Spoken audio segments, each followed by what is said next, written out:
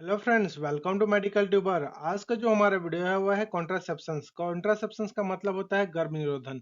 जी हाँ दोस्तों, तो बहुत सारे जो वीडियो में मेरे को कमेंट्स मिल रहे थे कि जो आरआरबी के द्वारा फील्ड वर्कर का एग्जाम्स आया हुआ है, तो इसके एग्जाम्स के लिए जो नोटिफिकेशन आया हुआ था सभी ने अपना अपना आवेदन कर चुका है।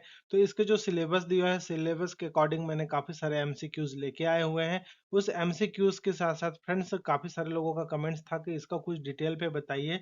तो आज डिटेल पे मैं लेके आया हूँ फ्रेंड्स कॉन्ट्रासेप्शन से रिलेटेड। तो कॉन्ट्रासेप्शंस क्या होते हैं, अर्थात कॉन्ट्रासेप्शन का मतलब होता है गर्भ निरोधन। कॉन्ट्रासेप्शन का मतलब गर्भ निरोधन होता है। गर्भ निरोध का मतलब होता है, जिसे हिंदी में कहेंगे गर्भ संरक्षण भी कहा जाता है। एक प्रकार का तकनीकी होती है जिसमें रोग निवारक उपाय होते हैं जो गर्भावस्था को नियंत्रित करने के लिए किया जाता है। इसका उपयोग या तो गर्भावस्था को रोकने के लिए किया जाता है या फिर गर्भावस्था दो, जो गर्भावस्था के बीच में जो अंतराल रखने के लिए होता है उसके लिए किया जाता है। तो इस तरीके से गर्भावस्था का क्या क्या प्रकार होते हैं, इसमें परमानेंट होते हैं, कुछ टेम्पररी मेथड होते हैं। सारा चीज जो होगा वो आज हम एक एक करके देखेंगे। और फ्रेंड्स, अगर आप लोग कमेंट्स करेंगे, अगर चाहें तो इसका मैं एक लाइव मतलब वीडियो भी बना सकता हूँ लाइव, जिसमें आप लोग सब अपना क्वेश्चंस को रख सकते हैं। अभी अगर आपको ये वीडियो देख के समझ में आता है तो आप मेरे को नीचे जरूर कमेंट्स पे करना। तो फ्रेंड्स, सबसे पहले हम देख लेते हैं कॉन्ट्रासेप्शन। तो कॉन्ट्रासेप्शन में होते हैं बहुत सारे जो विभिन्न प्रकार के गर्भ निरोध उपाय होते हैं, जैसे पिल्स हो गया, ओरल पिल्स जिसको कहते हैं, जिसमें माला एन्स माला डी आते हैं। इसके अलावा कंडोम्स हो गया, गर्भ निरोध इंजेक्शन हो जाते हैं जैसे डिम्पा हो गया। अगर गवर्नमेंट में जाएंगे तो अंतरा के नाम से आता है। इसके अलावा गर्भ निरोध चर्म ग्रंथि और गर्भ निरोध की शल्य चिकित्सा होती है। इनमें प्रत्येक का अपना अपना तरीका होता है जो गर्भावस्था को नियंत्रित करने में मदद करता है। और जो गर्भ निरोध का उपयोग होता है वो परिवार नियंत्रण का एक महत्वपूर्ण हिस्सा होता है, जो कि व्यक्ति या फिर उनकी जो दंपति होती है उनकी इच्छा के अनुसार परिवार का आकार को निर्धारित करने में मदद करती है। आप कितना परिवार रखना चाहते हैं, 2 बच्चे, 1 बच्चे, 3 बच्चे। तो फ्रेंड्स, ये सभी करने के लिए गर्भ निरोध का एक बहुत ही अच्छा तरीका होता है। और गर्भ निरोध का सही चयन करना, इस पर चिकित्सक से सलाह लेना चाहिए। किसको क्या ज़रूरत है, अपने ज़रूरत के हिसाब से कौन सा मेथड यूज़ कर सकते हैं, और सारा चीज़ सभी डॉक्टर से सलाह कर ले सकते हैं। डॉक्टर के अलावा जो हेल्थ वर्कर होते हैं वो उनके द्वारा भी ये सलाह लिया जा सकता है। मितानिन हो गया, मितानिन जो आशा वर्कर होते हैं, इसके अलावा आंगनबाड़ी वर्कर होते हैं, फिर एएनएम जो होती है एक्जिलरी नर्स एंड मिडवाइफ जिनका फुल फॉर्म होता है। तो फ्रेंड्स, ये सारे जो फील्ड लेवल के जो वर्कर होते हैं, इन सभी से विलेज या फिर सिटी स्टर के भी लोग जो होते हैं वो इनसे जाके ले सकते हैं। इसके अलावा और भी बहुत सारे जो होते हैं, अ, जितने भी मतलब और भी डिपार्टमेंट्स हैं, मेडिकल डिपार्टमेंट्स के, और भी जो और ऊंचे स्तर का सब सेंटर लेवल का होगा या फिर पीएससी लेवल का हो गया, इन सभी में जाके भी डॉक्टर या फिर जो स्वास्थ्यकर्मी है उनसे सलाह लिया जा सकता है। नेक्स्ट है qualification of sorry classification of the contraceptive device. Contraceptive device का क्लासिफिकेशन हम करेंगे। तो सबसे पहले जो है अस्थायी गर्भ निरोध उपकरण होता है, जिसको टेम्पररी कॉन्ट्रासेप्टिव डिवाइस के नाम से या मेथड के नाम से भी जाना जाता है। जैसे कि हो गया आपका oral pills, condoms, IUCD, intrauterine contraceptive device जिसको कहते हैं, ये सभी होते हैं जो मेल फीमेल सभी यूज करते हैं। अब सेकेंड होता है परमानेंट कॉन्ट्रासेप्टिव मेथड। तो कॉन्ट्रासेप्टिव मेथड जो मेल यूज करेंगे उसमें आप देख सकते हैं यहाँ वैसेक्टोमी होता है, बाकी फीमेल्स के लिए लेप्रोस्कोपिक होते हैं, और सीसी भी होते हैं। लेप्रोस्कोपिक जो होता है लेप्रोस्कोपिक होते हैं, एंड सीटीटी भी होते हैं, जो थोड़े से बड़े होते हैं बट एकदम इफेक्टिव होते हैं फ्रेंड्स। चलिए अब इसको डिवाइड करके अब ये देख लेते हैं। अस्थायी और स्थायी साधन में आप यहाँ पूरा डायग्राम देख सकते हैं। इस डायग्राम के अनुसार आपको सारा चीज समझ में आ जाएगा। तो ये डायग्राम था, सबसे पहले हम इस डायग्राम को ही देख लेते हैं, इसके बाद आगे हम बढ़ेंगे। तो फ्रेंड्स, हमारा वीडियो आज बहुत लंबा होने वाला है, कम से कम आधे घंटे का एक लेक्चर चलेगा, जिसमें आज गर्भ निरोध से रिलेटेड सारा आपका टॉपिक जो होगा वो क्लियर हो जाएगा। अगर फ्रेंड्स इसमें भी अगर आपको समझ में नहीं आएगा तो मैं लाइव इसका लेके आऊंगा, जिसमें आप सभी लाइव ज्वाइन होकर अपना अपना क्वेश्चंस कर सकते हैं इससे रिलेटेड। तो सबसे पहले है अस्थाई मेथड। अस्थाई में अंतःगर्भाशय। अंतःगर्भाशय का मतलब इंट्राइट्राइन, जो अर्थात जो गर्भाशय होते हैं उसके अंदर जो होता है वह होता है अंतःगर्भाशय। इसके बाद होता है अवरोधक, अवरोधक जो होता है बैरियर मेथड होते हैं। एंड इंट्रायूट्राइन कॉन्ट्रासेप्टिव आईयूसीडी होते हैं, हार्मोनल मेथड होते हैं, एंड प्राकृतिक मेथड भी होते हैं। कॉन्ट्रासेप्टिव का प्राकृतिक मेथड क्या होता है वो भी आज आगे चल के मैं आपको बताने वाला हूँ। स्थायी साधन में देखेंगे, स्थायी साधन में जो होता है, स्थायी साधन में आपको दो यहाँ महिलाओं के लिए होता है, ट्रेडिशनल ट्यूबोक्टोमी होते हैं, मिनी लैप ऑपरेशन होते हैं, एंड लेप्रोस्कोपिक स्टेरिलाइजेशन होते हैं। एंड पुरुषों में सिर्फ और सिर्फ एनएसवी होता है, अर्थात नॉट स्केपल वेसेक्टोमी, या फिर एनएसवीटी के नाम से भी होता है, एनएसवीटी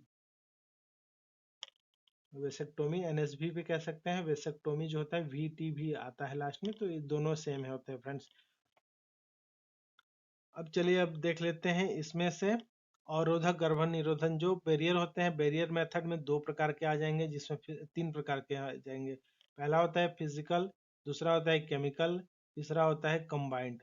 तो फिजिकल में जो होता है वो कंडोम्स हो जाते हैं, जिसमें मेल फीमेल एंड डायफ्राम होते हैं। रासायनिक में आ जाएगा आपका फोम टेबलेट होता है, जेली टेबलेट जो होता है, इन सभी को सेक्स से पहले यूज किया जाता है, जिसको योनि या फिर आप वेजाइना में इसको इंसर्ट कर लिया जाता है। इसके बाद पेस्ट सपोजिटरी, ये सभी होते हैं, किंतु ये जितने इफेक्टिव नहीं होते हैं जितने कि कंडोम्स हो गया या फिर ओरल पिल्स हो गया। इसीलिए इसका ज़्यादातर उपयोग जो होता है कंडोम्स जो सबसे ज़्यादा उपयोग किया जाने वाला होता है। और कंबाइंड में जो होता है कंडोम प्लस स्पर्मेडायल क्रीम जो होता है, जो स्पर्मेसाइट्स को या तो वीक कर देते हैं या फिर समाप्त कर देते हैं, प्लस जेली होते हैं।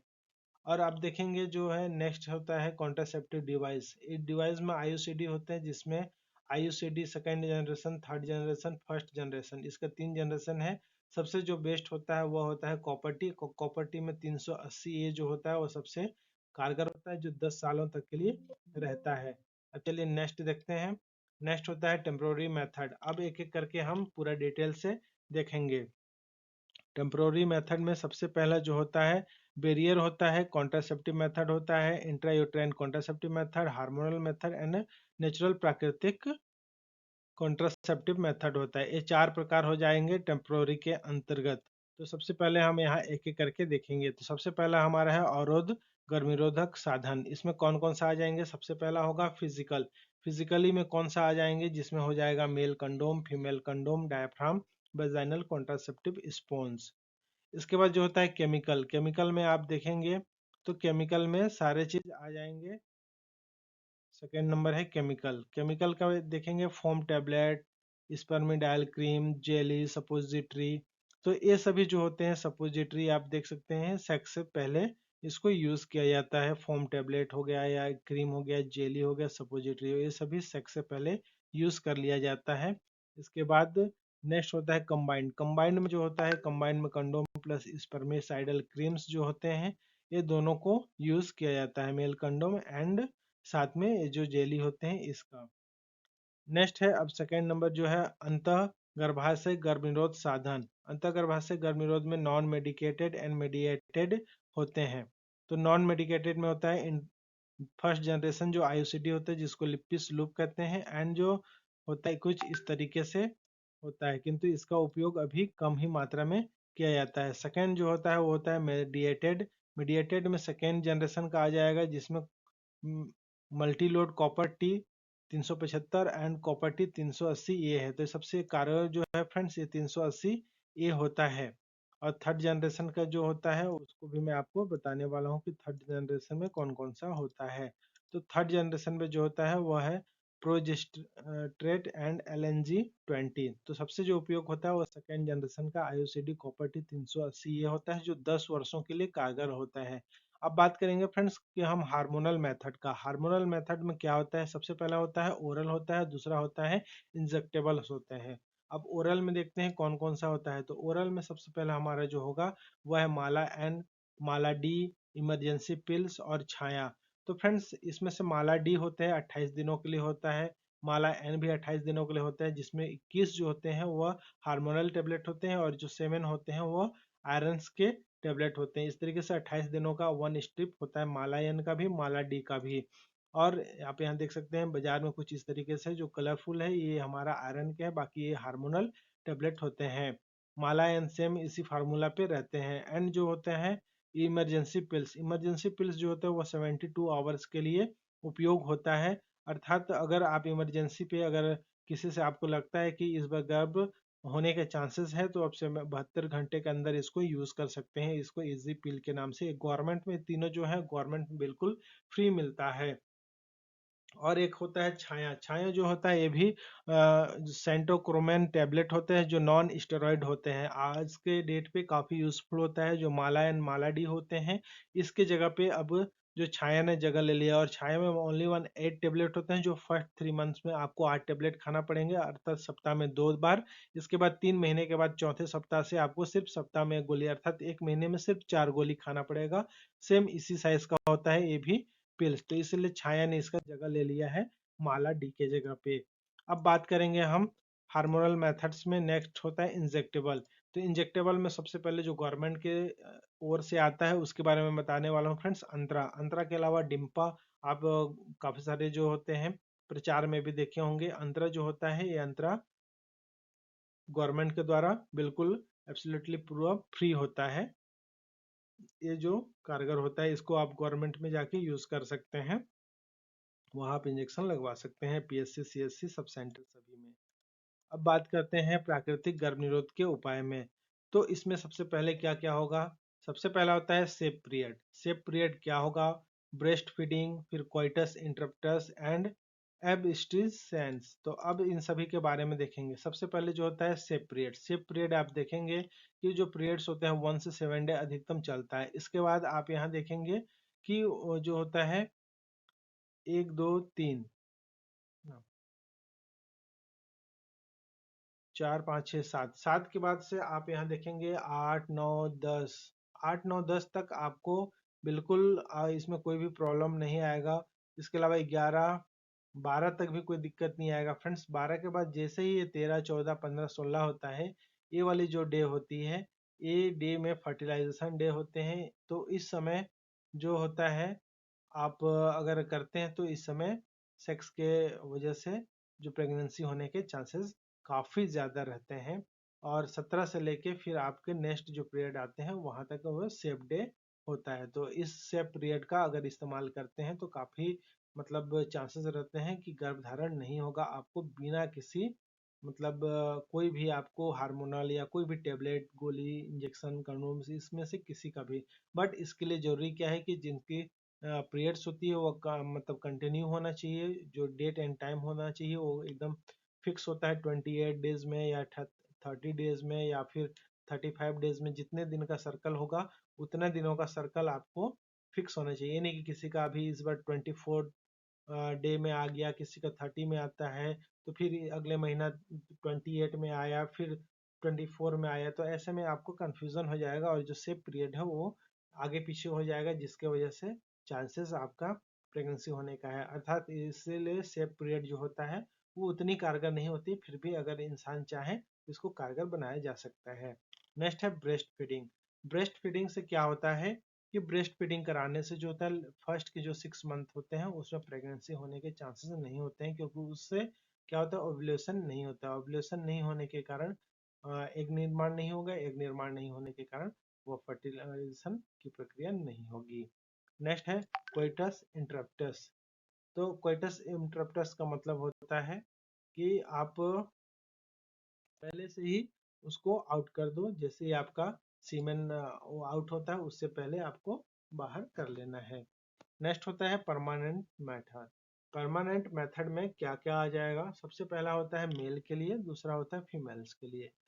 तो मेल्स में जो होते हैं मेल और फीमेल दोनों के लिए परमानेंट मेथड है। सबसे पहले परमानेंट मेथड हम देखेंगे मेल्स के लिए। तो मेल्स में जो होता है उसको एनएसवीटी कहते हैं। एनएसवीटी का मतलब होता है नॉन स्केपल्स वेसेक्टोमी। तो आप नॉन स्केपल वेसेक्टोमी आप यहाँ देख सकते हैं जिसमें यहाँ वास्ट डिफरेंस होता है। यहाँ ए वाली को हिस्से जो चमड़ियाँ होते हैं इसको स्क्रोटम कहते हैं। इस स्क्रोटम को हल्का से यहाँ से कट किया जाता है, मतलब छीलने के जैसा निशान बनाया जाता है। और इसके बाद वहां से इसको खींच के बाहर निकाल दिया जाता है। और ये तो पूरा कुंडली रहती है, काफी लंबाई होती है इसका, मीटरों में इसका लंबाई होता है। तो जितने जरूरत होते हैं इसको यहाँ से खींच के बाहर निकाला जाता है। इसके बाद इसको कट करके और यहाँ से आप दोनों साइड से इसको धागा बांध कर फिर से रिटर्न कर दिया जाता है और यहाँ जो होता है टेप के माध्यम से और कॉटन पैड के माध्यम से इसको पैक कर दिया जाता है और 1 सप्ताह के तक इसमें किसी भी प्रकार का टाका नहीं लगता है। और इसी तरीके से जो आप देख सकते हैं वाश डिफरेंस इसको कहते हैं। शुक्राणु जो नलिकाएं होती हैं, इसी नलिका में यहाँ शुक्राणु का निर्माण होता है और इस के माध्यम से जो होता है सीमेन पे जाके ये मिलते हैं, अर्थात वीर्य में जाके मिलते हैं। तो इसको यहाँ से कट देने से जो हमारा जो शुक्राणु होता है वो वीर्य में नहीं जाके मिलता है और वीर्य जो होता है वो फ्री हो जाता है, शुक्राणु रहित हो जाता है और फिर इसके बाद तो प्रेगनेंसी होने के चांसेस नहीं होते हैं। तो फ्रेंड्स, काफ़ी लोगों का क्वेश्चन आता है कि क्या इसको वेस्क्यूटोमी कराने के बाद वीर्य नहीं आता है? तो बिल्कुल ये गलत है। वीर्य तो आएगा ही, अर्थात सीमेन तो आएगा ही, किंतु सीमेन में जो स्पर्म होता है वो ऐड नहीं होगा और वो ऐड नहीं होगा तो प्रेगनेंसी नहीं होगा। ये सिंपल सा फॉर्मूला है मेल स्टेरिलाइजेशन या फिर पुरुष नसबंदी के। अब बात करेंगे फीमेल स्टेरिलाइजेशन में। सबसे पहले क्या होता है एलटीटी, जिसको लेप्रोस्कोपिक ट्यूबेक्टोमी के नाम से जाना जाता है। सेकंड होता है traditional tubectomy and mini lab operation होता है। सबसे जो होता है लेप्रोस्कोपी, आप देख सकते हैं यहाँ लेप्रोस्कोपी एक पेट में छोटा सा लगाया जाता है चीरा और इसके बाद वहां से एक माइक्रोस्कोप सॉरी आप दूरबीन के माध्यम से लेप्रोस्कोपिक जो होता है और इसमें एक छल्ला जो रहता है वो छल्ला यहाँ फिट कर दिया जाता है दोनों फेलोपियन ट्यूब पे। और नेक्स्ट होता है आप यहाँ देखेंगे ट्रेडिशनल ट्यूबोक्टोमी, कुछ इस तरीके से होता है, सबका अलग अलग है। तो उम्मीद करता हूँ फ्रेंड्स आज का हमारा वीडियो आप लोगों के लिए काफ़ी यूजफुल रहा होगा और आज काफ़ी मैंने स्पीड भी बताया हुआ है। तो लाइव वीडियो अगर आप लोगों के कमेंट्स आएंगे तो मैं इसमें लाइव वीडियो भी लेके आऊँगा और लाइव वीडियो आप जब कहेंगे तो इसका मैं नोटिफिकेशन पहले से डाल दूंगा कि आज लाइव वीडियो आने वाला है। तो फ्रेंड्स, इसके अलावा भी अगर आप चाहें तो आप मेरे वीडियो पे काफ़ी सारे जो वीडियो हैं उसमें आए हुए हैं कि आप कहाँ से आप डाउनलोड कर सकते हैं। बहुत सारे पीडीएफ्स मेरे पुराने जो 2019 में एग्जाम्स आए थे उस टाइम भी मैंने काफ़ी सारे हेल्थ इंस्पेक्टर से रिलेटेड बनाया था वीडियो, जो कि आपके फील्ड वर्कर के लिए काफ़ी यूजफुल रहे हैं। तो आप उनको भी जाके देख सकते हैं। मलेरिया, फाइलेरिया, कम्युनिकेबल डिजीज, इन सभी से वैक्सीनेशन से रिलेटेड काफ़ी सारे जो मैंने वीडियो होता है वो डिटेल पे बनाया हुआ है। और इसके अलावा जो भी आपके बहुत सारे जो इसमें से फील्ड जो होता है फील्ड वर्कर के जो भी हैं इनके रिलेटेड मैंने काफ़ी सारे वीडियो ऑलरेडी पहले से ही बना चुके हैं। आप अगर मेरे वीडियोस पे जाके टोटल नंबर ऑफ वीडियोस हैं उसमें आप अगर जाकर सर्च करते हैं तो आपको काफ़ी सारे वीडियो जो है मिल जाया करेंगे। और टेलीग्राम में काफ़ी सारे लोगों का कहना है तो टेलीग्राम में आप जाके मेडिकल ट्यूबर सर्च करेंगे तो आप मेरा टेलीग्राम चैनल भी ज्वाइन कर सकते हैं। मेडिकल ट्यूबर आप वहाँ जाके सर्च करिए। तो उम्मीद करता हूँ फ्रेंड्स ये वीडियो आपके लिए काफ़ी यूजफुल रहे होंगे। Thank you for watching, have a good day. जय हिंद, जय भारत।